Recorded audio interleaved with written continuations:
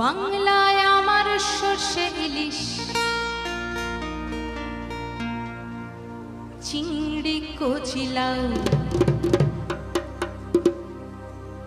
বাংলা পার্শে মাছকে ধুয়ে জিরের বাটায় দাও। বাংলায় আমার সর্ষে ইলিশ,